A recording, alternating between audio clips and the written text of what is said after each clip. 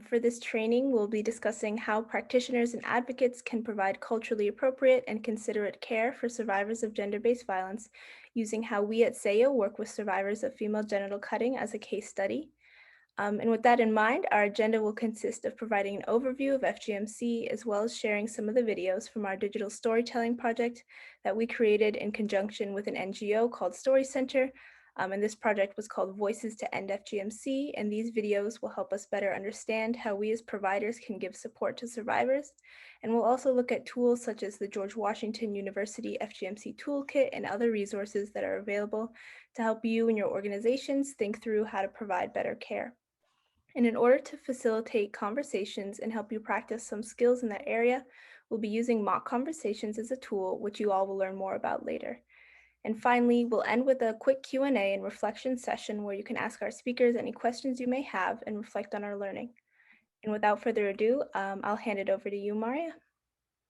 Thanks again, Kate. So if we could, perfect, thank you.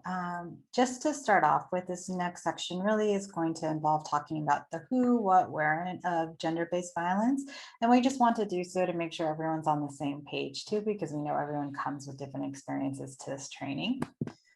So if we could go to the next slide. We wanted to first start off with a question, another question to understand who is on the call and what experiences folks have with this issue. So if we could talk a little bit more about what are some of the examples of gender-based violence, and then when did you really first become aware of GBV and its impact as well? And feel free to respond in the chat box with the answer to these questions. And we'll just wait a second or two to let folks respond.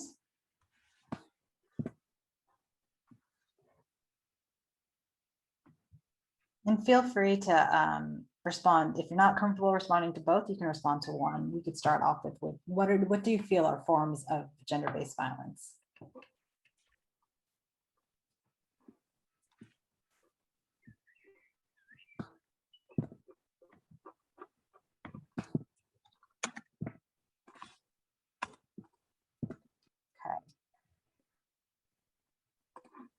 Looks like are people, just trying to check, are people not familiar? Oh, we got a question, great, thanks. So physical, emotional, systemic damage based on the individual's gender. I've worked in the related human rights field for the past 20 years, but relatively new to FGC. Thank you so much for sharing, Sally. Yes, definitely. Any other thoughts?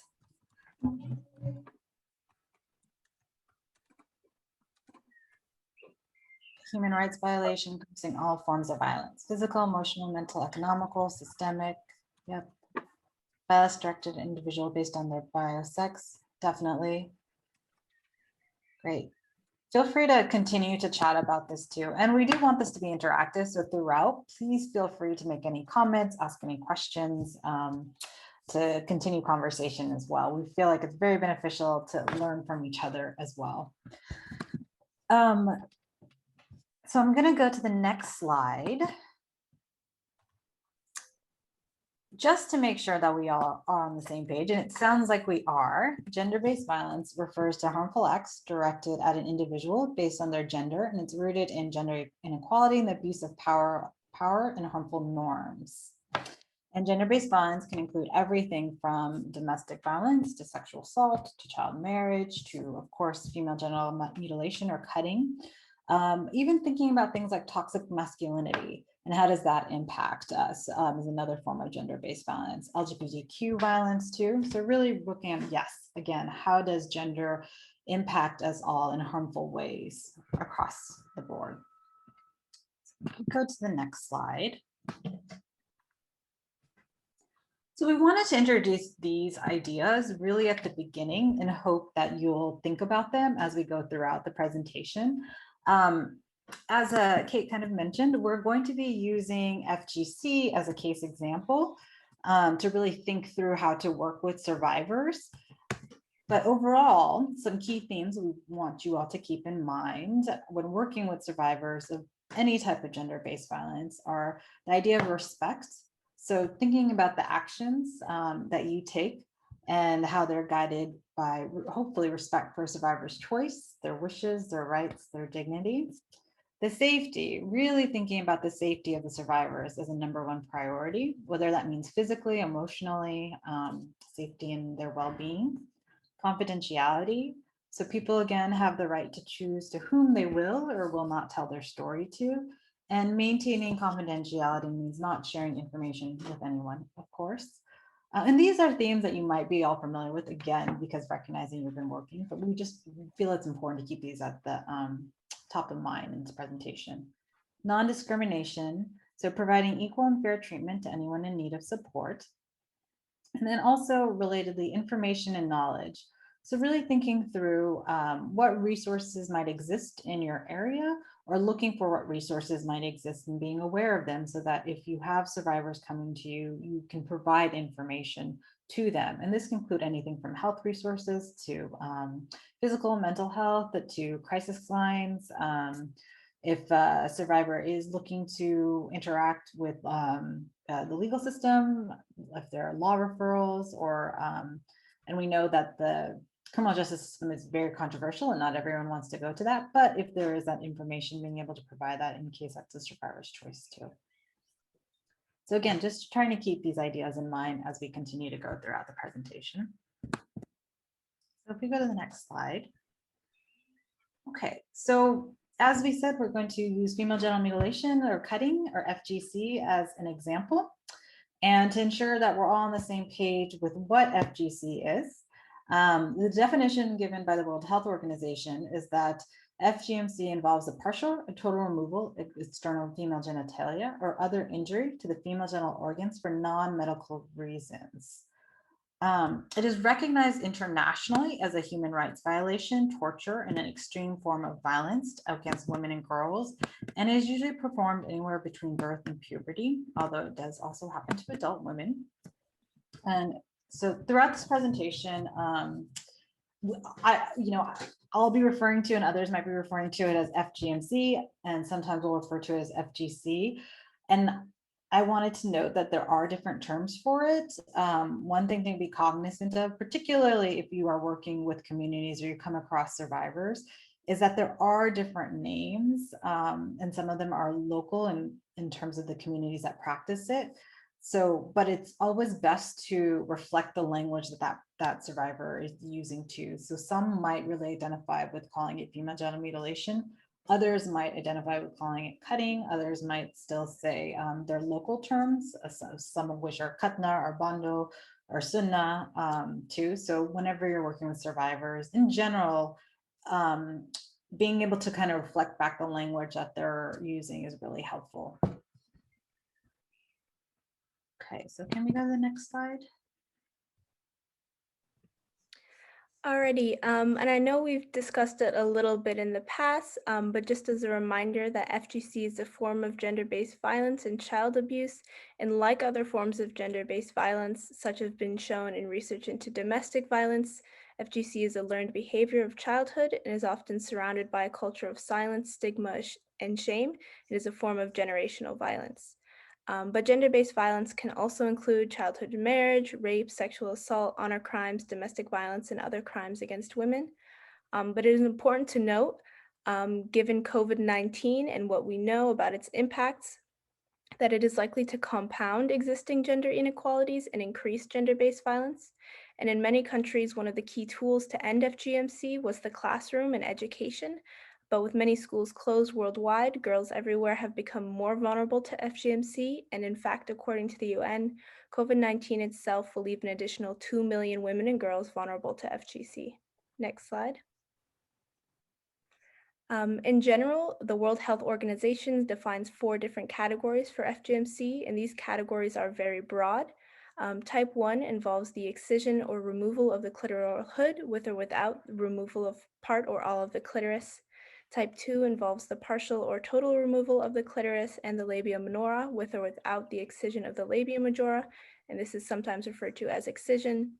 Type 3 involves the narrowing of the vaginal orifice with the creation of a covering or a seal by cutting and appositioning the labia minora and or the labia majora with or without the excision of the clitoris, and this is also referred to as infibulation. And type 4 is another category that involves pricking, piercing, cauterizing, etc. And these categories range from least severe, type 1, to most severe, type 3, with again that type 4 category being an other category. But because FGC is not a standardized medical practice, these are just broad categories for types of FGMC, and the severity and trauma related to the cut varies greatly between women. Next slide.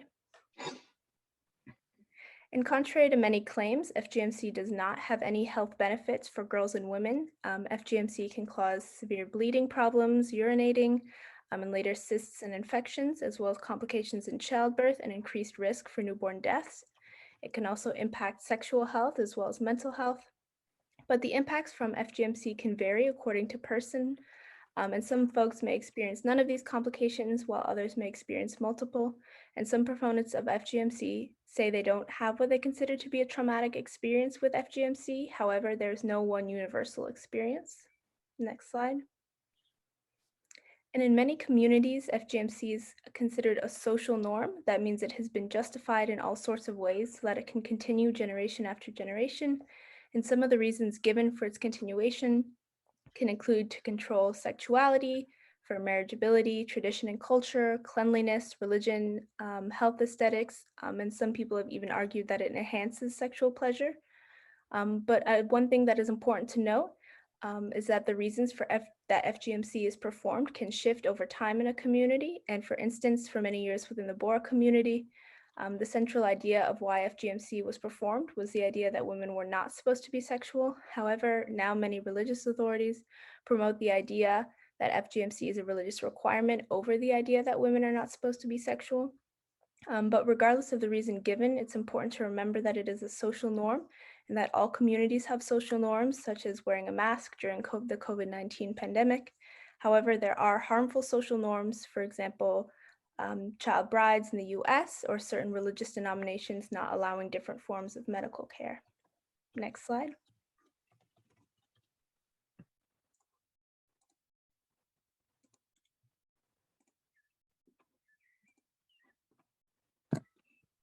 So sorry, I think this is me again.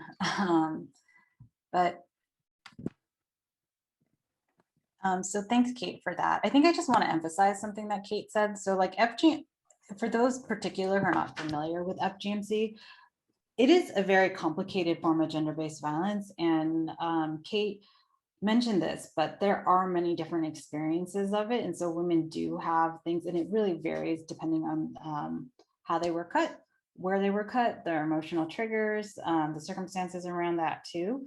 But we do have survivors who oftentimes will tell us they're not really quite sure if they should even identify as a survivor because they're not quite sure of the impact that they've had, versus other survivors that are very clear on the impact that it's had physically, emotionally, sexually, or whatnot too. But we work really with everybody to kind of help recognize that it's okay, whatever their experience is and whatever they're feeling too, and to validate their experiences. And we're going to show some videos a little bit later on to really help highlight what Kate has talked about too, so that you can see through survivors' own words really what the impact and experience is. So thanks, Kate, again for giving that quick overview. We wanted to share a little bit more just kind of about some of best practices when working with survivors again, and keeping these in mind. We're kind of throwing a lot of information at the beginning, but we wanted to kind of touch on certain things that we hope that you'll think about a little bit more in your own care of survivors or those that you work with. And so with this slide, this comes from the George Washington University Toolkit. They created a toolkit particularly for health clinicians when thinking about working with survivors. And we felt that many of their tips were applicable to survivors of all gender-based violence. So we wanted to share that. And this PowerPoint will be available to you in the link as well after the training. But a few of the key points they talk about, which I've mentioned earlier on, is to be knowledgeable. While this training is definitely a good start, there's always more to learn to better understand and help your patients. So definitely continue to attend trainings, to do research, utilize tools such as this one, and bring that knowledge back to your clinic, to your community, to your organization. And then prepare beforehand. Some of these can seem simple, but sometimes until you think about it, you don't recognize the impact that they can have in providing care. So be prepared beforehand. Before you see clients, before you see patients, if you're a clinician, you should be prepared to, in case you can, so that you can interact with them. For survivors, you should create protocols for how to provide care, particularly for FGC survivors, thinking about how do you provide care for pregnant women who may have undergone FGC, address any requests for women who may have undergone de-infibulation or concerns that children might be at risk for FGMC, thinking about how to be ready to refer them to other health or social service providers as appropriate. Additionally, thinking about, are there any fact sheets, any type of information that's very simple that you could provide that perhaps a patient or a client might not necessarily want to ask you about, but if they see that, they can grab that and take it home and read it as well too. So that's another simple thing, but something that you can do. And also thinking about where you might place that information. For instance, if you have a communal type of waiting room, that might be an area that somebody doesn't want to pick it up because they might be afraid of being exposed if has undergone FGC, because there might be a lot of shame involved with undergoing it that they might have themselves. And this is shame that many survivors across the board experience in different types of GBV too. So simple things like that can make a big difference. Then inside the office or inside your organization or inside the clinic, thinking about how do you possibly ask questions on various forms of GBV, and such as, could you put them on an intake form that is applicable for all patients, all of your clients? Thinking about, we're seeing this happening in many healthcare offices with domestic violence, where a simple question like, have you experienced domestic violence? Have you, and where a patient or a client can choose to indicate that. So thinking about FGMC, could questions be asked about how have you undergone genital cutting? Is cutting culturally practice within your community?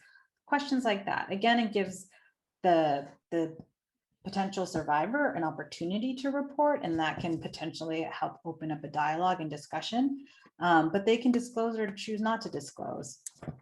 And then thinking about other things such as, do you have language interpretation available, can be really important too. Do the folks in your organization represent the diversity of the communities that you serve? That can sometimes help bring a comfort and an ease with working with survivors as well. And then again, and we've reiterated this already, but how you communicate with survivors, the language you use, and really trying to emulate back the tone that they might use is really helpful, as well as thinking about the specific words that they might use. So those are just a few tips to think about. Can we go to the next slide? Great. And so more about just language. And there's a really helpful acronym, MATTER, MATR, that might be helpful to remember when you're thinking about best practices. And MATTER just stands for mirror, avoid, triggers, reaffirm. So with mirroring, and I've mentioned this already, when communicating with survivors, really, again, thinking about how to emulate the terminology they use. Going into the second one, avoid, really working to avoid placing blame or demonizing people. GBV, it's a social norm upheld by very complicated systems of patriarchy and intergenerational violence. And so it's helpful to avoid terminology in conversations. Like for FGMC, for example, we often will hear words like barbaric or placing blame on that survivor's family or culture. And that can be triggering and potentially make a person not want to engage in conversation. And if you're looking for long-term change, you're looking for how to provide care, that can be a barrier to being able to provide that type of support. So really look to avoid placing blame, even thinking about your gestures in your face, avoid having shocked or confused facial expressions because you don't know where that person is coming from.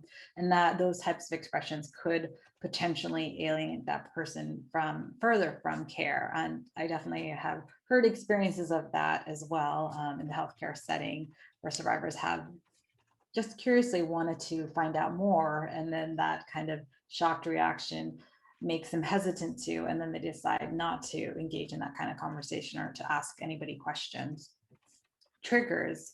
And I think this is something that's common across the board. And again, survivors trying your best not to re-trigger survivors. And, that goes along with language. So in the case of in case of FGC, for some survivors, terminology like mutilation might be triggering. So again, thinking about that language, what are other ways that they might be triggered? Is a certain situation, like would they be triggered by seeing, for instance, or having family members in the room with them? Would they be triggered? Just thinking through, like, what are possible triggers? How can I make the survivor feel more at ease? And then reaffirm and validate. And it's very important to think about how do you validate and affirm the experiences of survivors as they're telling it to you as well.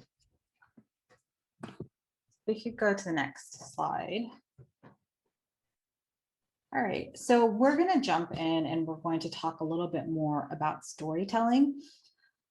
Storytelling is a tool that we often use to help promote healing and mental health well-being among survivors of FGC. And storytelling in general is a very great tool to use for many survivors of gender-based violence, as it can help increase self-esteem, overall well-being, and it can really help support the development of self-efficacy and inspire community level healing and change. And research has shown this, and we've seen this in our own work. And we're going to go into talking a little bit about our Voices project and show some videos now. But our Voices project was launched in 2018 in collaboration with Story Center, really to help surface the stories of FGC amongst communities within the US. And then we expanded out more globally. And to date, we've hosted 5 workshops and worked and created through that about 50 videos, although 10 videos are going to be released in July. And the Voices story really allows those impacted by gender-based violence to tell their own stories in their own words, share their own experiences. And the stories that we're going to show you in particular talk about some of their experiences with service care providers too. And with that, I'm just going to turn it over to Kate. Thank you so much. And if we could go to the next slide. So next up, we'll be watching 4 videos from the Voices to End FGMC project. As Maria said, these videos will highlight the role that activists and practitioners can play in supporting survivors, and also what happens when practitioners are not well educated on speaking and supporting survivors. So if we want to go to the next slide. Our first video is A Sense of Loss by Tasneem Perry. And this video will help highlight some of the mental health challenges faced by survivors. And while watching this video, we really encourage people to write any reflections or any comments they have while watching the video in the chat box. And I think we're good to start the video.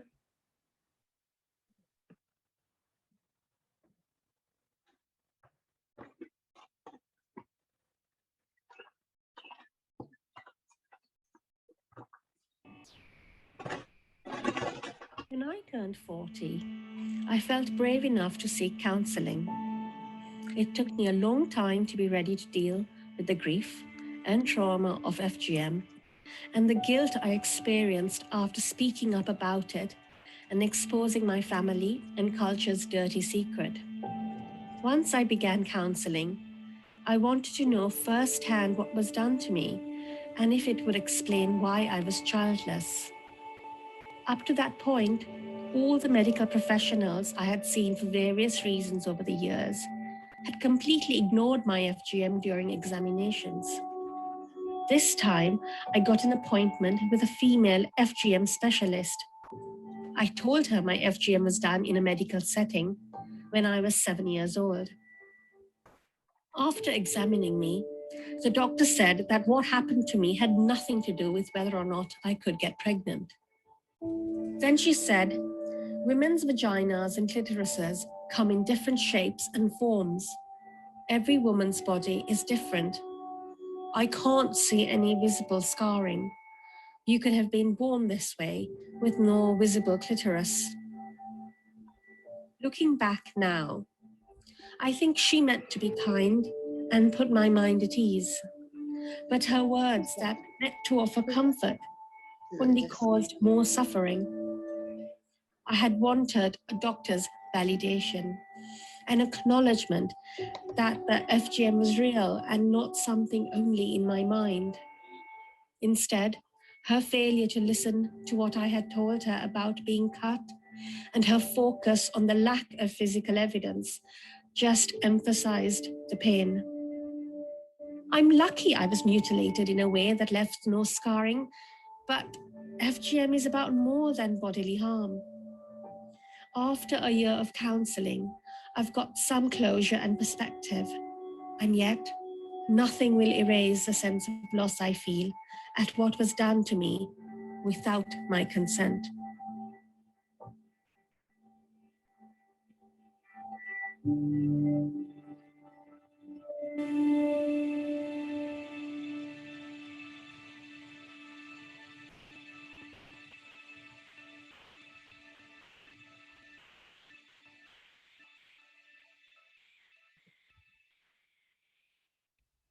Thank you so much, Sarah, for helping us share that video.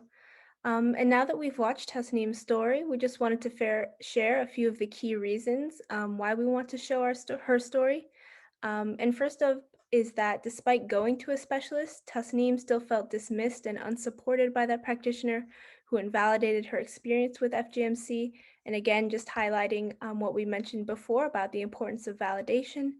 And this video also emphasizes how FGMC is about more than just bodily harm and explores the mental health consequences that survivors sometimes face after undergoing FGC.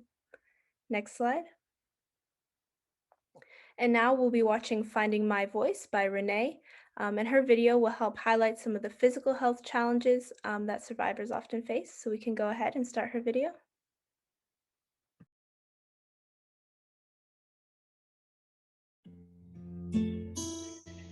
I was born in 1944 to a loving Midwestern American farm family. We were close to the earth and our animals. When I was 3, my mother became concerned that my face turned red when I touched my clitoris. She brought me to a doctor, and the doctor cut me. My mother said, "Don't ever talk about this." I was alone with my questions as a child, teenager, and young adult. I did not discuss nerve damage discomfort, even with my sisters. When I gave birth to my first child, I did not talk about the complications I faced. I wanted a natural labor, but the doctor didn't know what to do. He put me under to perform an extensive episiotomy. I awoke 4 hours after my daughter was born, and it took my body months to heal. I told a couple from my church about what had happened to me as a child. They said, "Don't ever tell that story again." Later, I shared with women at work who said, "Don't repeat that or you'll ruin your career." But is this really my shame?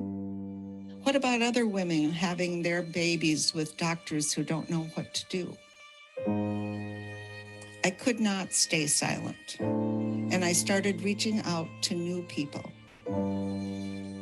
My Somali friend Filsan Ali and I produced a bilingual brochure for infibulated Somali women to give to their doctors to make safe labor and delivery plans.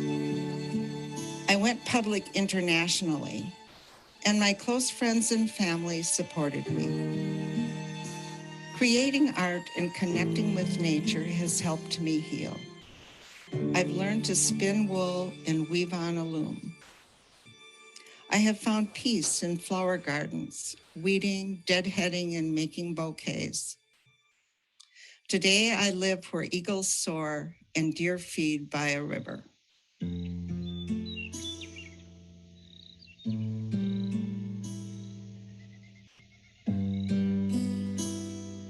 I hope my story will help people be aware that girls have been cut in cultures throughout the world.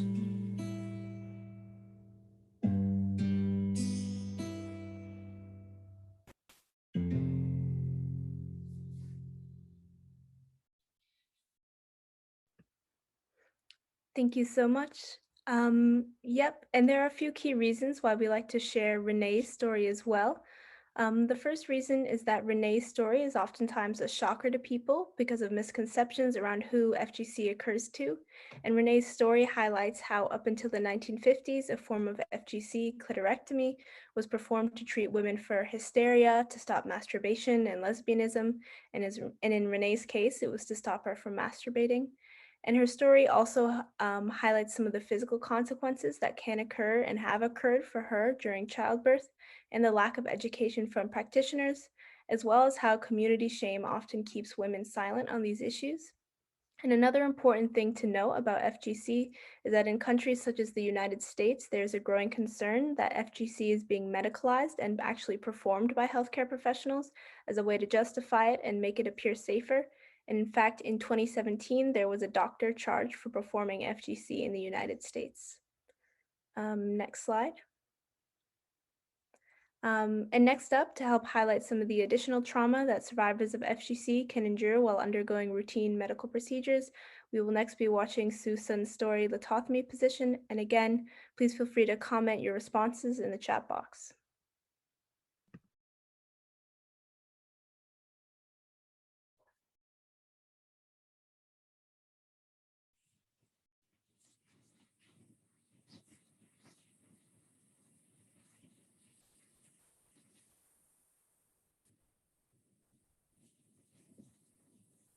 Legs wide open, pointing to the sky. You look up to the ceiling of a hospital. Your external genitalia exposed to the open air. Others control it, manipulate it, mess with your axis. My first lithotomy, when they cut a piece of clitoris, 4 or 5 millimeters of vital tissue, having completed 8 rounds around the world, by ritual, by patriarchal order. The same position at 25, giving birth to my daughter. A white man, obstetrician, who thrust his whole hand into my vagina and brutally performed the Hamilton vaginal touch without any prior notice or consent. The escalation of pain, vomiting, violence, intensifying. A midwife at the Reina Sofia hospital in Cordoba was laughing at my pain, making fun of my requests, of my decision to avoid anesthesia. I was questioned because of my ethnic origins. I was invaded with irrelevant questions while contracted in pain. This white woman left me in lithotomy position, lonely, abandoned, in that room, on that cold gurney, the same gurney of mutilation. When 2 of my own women grabbed my legs, held me down to dissect that irrelevant piece of clitoris. My delivery continued, in lithotomy, asking for help to endure the pain. I give up, and I finally asked for the epidural. That woman succeeded, abused, violated. Power abuse and racism enacted in all its splendor and impunity. I gained strength and expelled from myself my whole being. They cut part of the vaginal tissue, an episiotomy without warning, neither consent.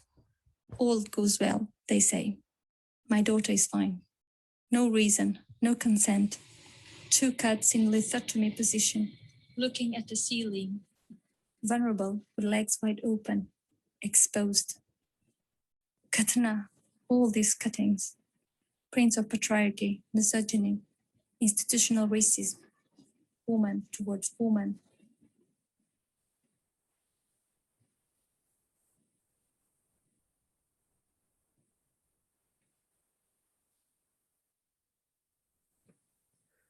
Alrighty, so that was Sue Sun's story, and a few of the reasons why we like to show her story as well is that the video demonstrates the ways in which many medical procedures, when done with a disregard for survivors and their trauma, can be re-traumatizing and deeply painful.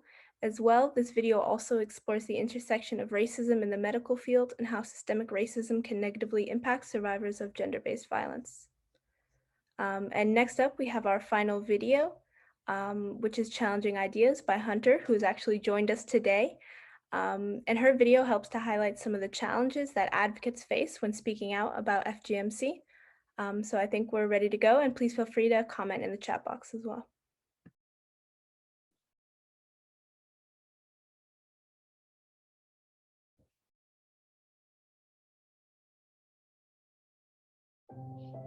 I first learned about female genital cutting in a book I was reading when I was 16. My heart was in my throat as I read through every detail, and I immediately knew I wanted to work to end this practice. While I was in high school, whenever I brought up this topic, people said, "What is FGC? I've never heard of that." So that was the response I came to always expect. Then I got to college. I was a sophomore when FGC was actually mentioned in a class I was taking. The teacher asked, "Does anyone know what FGC is?" One student gave a definition, and other students shared their thoughts too. The problem was that there was a lot of misinformation in what they shared. One said it's a necessary religious practice. Another person claimed it's not that harmful if it's just a prick. And FGC is an African practice, so it should be up to them if it continues. Hearing these students who were just like me defending cutting shocked me. Anger, sadness, and confusion boiled up inside me. I held my friend's hand under the table to keep my emotions inside. But I did have to speak up. My friend and I said that FGC is not a religious requirement. It's a human rights violation, and all forms of it are really damaging. But I got the sense that they didn't really hear us. I learned later that the misinformation these students had shared were things they learned from professors at my school. I was really upset that such trusted sources would pass along this kind of incorrect information. These students weren't monsters who wanted little girls to be cut. It's similar to what happens in communities that continue FGC. When people we trust, our family, our community leaders, our teachers, tell us that something is good or important, we feel like we have to believe them. I learned that day that the movement to end FGC needs to include raising awareness among everybody about the harms of this practice. I also learned that it's important to challenge ideas, even when they come from the people we look up to.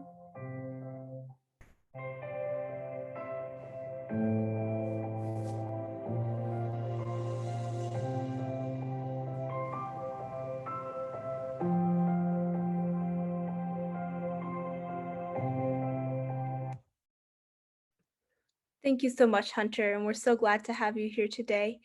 And just a few of the reasons why we like to show Hunter's story is that her story really highlights some of the challenges that can come when speaking up about FGC, not only within practicing communities, but in other contexts such as classrooms, such as what Hunter faces, and maybe even that you all may face in your own clinical offices with other practitioners. And similarly, her video also highlights how important it is to recognize the various reactions you may get when it comes to FGC and know how to speak to a variety of audiences. Next slide.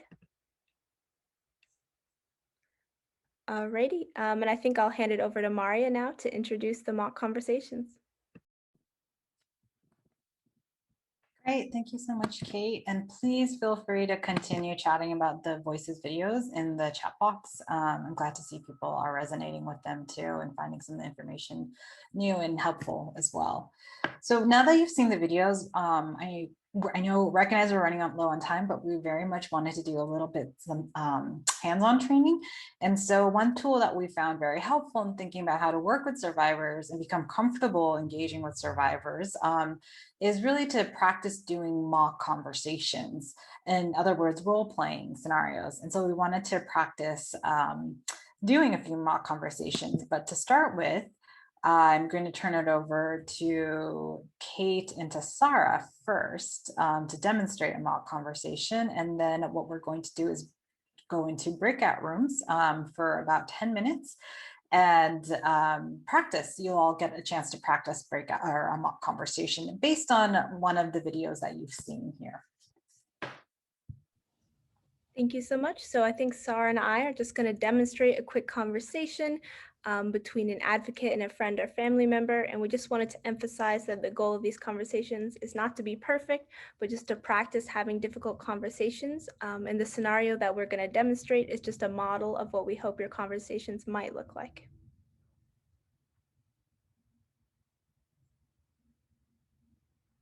So Sarah, I guess we can begin whenever you're ready. Okay, cool. Hey, so I found this article the other day about FGC. Have you heard about it? Yeah, it's so weird how people get so upset about it. From what I've heard, it's just like male circumcision.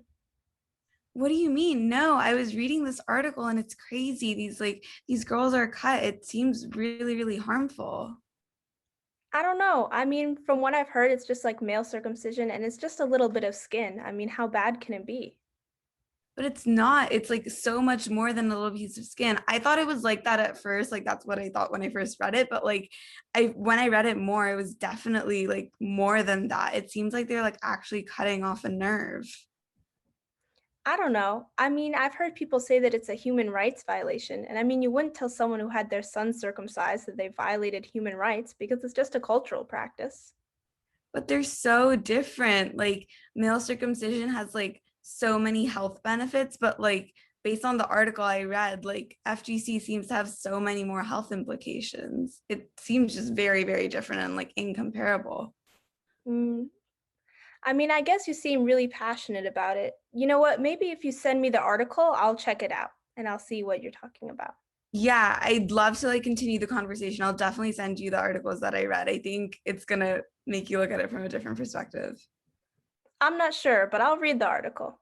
I think we could definitely like continue the conversation after that. Okay, thank you so much. Yeah, so that was just a quick demonstration with Sarah playing the advocate and myself playing the friend or family member. And the goal, is not to convince someone one day. You can't change someone's mind overnight, but just to start that conversation is really what we're looking for. So I think, Sorry, I want to just quickly intersect there. So I think it was great. Sarah and Kate did this conversation, and I think a couple of things I wanted to mention is this idea of a continued conversation, because as Kate mentioned, the goal is not to have to convince somebody or change somebody's mind. And they wanted to demonstrate one type of scenario. We want to use our scenarios based on the videos. I just also want to really recognize that when it comes to male circumcision, that's actually a very complicated situation too. And many people have various reasonings and feelings around that too. It is a conversation we hear. At Sahiyo, we actually do recognize that some people find it harmful and that there is changing research and evidence around that. I don't want to sidetrack us, but I just want to mention that too. But it is a conversation that I know has come up. So just kind of wanted to briefly say that before we jump into the mock conversations. To have a bigger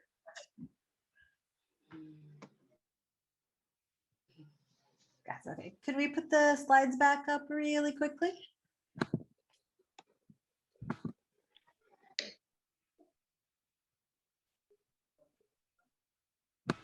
Great. So we wanted to leave you with some tools. And again, you'll be getting this PowerPoint and the links for all of them. But I hope you all were able to have some little bit of conversation and practice on the idea of mock conversations. But over the last few years, Sahiyo has really worked on how do you have effective conversations. A few years ago, we did a campaign called Each One Reach One, really encouraging conversations publicly, taking the idea of talking about FGC or any form of gender-based violence out of this private realm into surfacing it into the public. And so this was one tool, an effective conversation guide, in which we put in tips about how you can really try to carry on conversation and continued conversation. Again, the idea is continued conversation, whether that means over a few weeks or a few years, but having that continued conversation. So then the next slide. We also wanted to make sure you all are aware of this app called Mumkin. It is an app that was initiated by Sahiyo India and now has become its own entity, Mumkin. But the idea with this is really you can actually practice conversations. There's an AI bot on it that will practice conversations with you on FGC. The bot is going to, the idea is to expand this to all forms of gender-based violence, but at its beginning stage, it does currently just speak about FGC, but it's a really great app that if you're available and if you're interested in, please feel free to download it and try it out too. And then the next slide.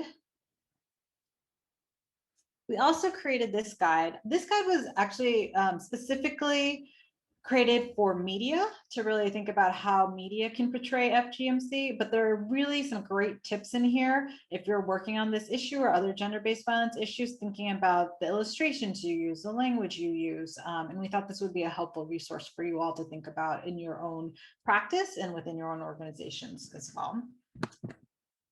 And then Kate, do you want to just close us out? Yeah, of course. Thank you all so much for joining our conversation today. And we wanted to highlight just a few other additional resources to share with you. These include the GW FGMC Toolkit for Practitioners, as well as RAIN. And RAIN is the Rape, Abuse, and Incest National Network. It's based in the US, and I'm realizing now that we have participants from all over the world, but if you're based in the US, this is our nation's largest anti-sexual violence organization, and RAIN also creates and operates the National Sexual Assault Hotline. And we have one last poll, I think, that we're hoping to launch. So if you all can answer this question, I think it would really help us in reflection. And additionally, if you would like to reach out to myself, Maria, or Sahiyo in general, here's our contact information. And yeah, thank you all so much for your wonderful participation today. Thank you, everyone. We'll keep this open for a couple minutes to do the poll, but thank you all again.